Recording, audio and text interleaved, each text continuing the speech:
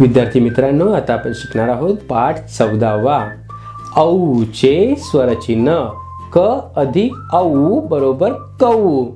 एक काना दोन मात्रा असलेले शब्द. दौत, नौका. कौ अधिक ल बरोबर कौल. डौ अधिक ल बरोबर डौल. फौ अधिक जी बरोबर फौजी. मौ अधिक जी बरोबर मौजी. मौ अधिक क्रिय बरोबर मौर्य.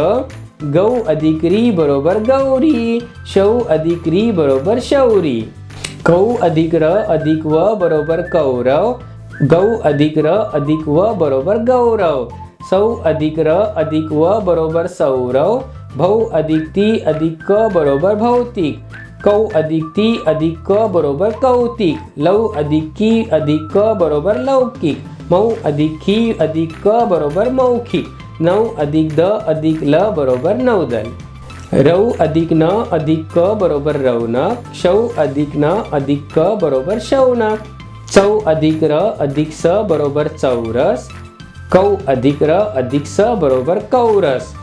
चौ अधिक क बरोबर चौक. शौ अधिक क बरोबर शौक.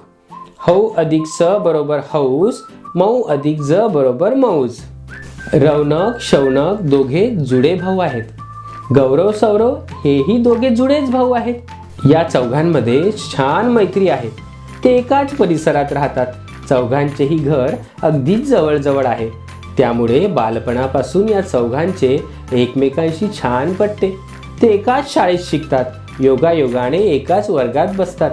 वर्गातही ते जवळजवळच बसतात.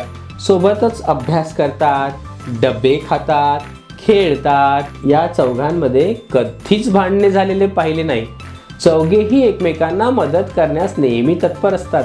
मैत्री अशीच असावी. या चार मित्रांसारखी अगदी निस्वार्थ, निरागस आणि निखळ.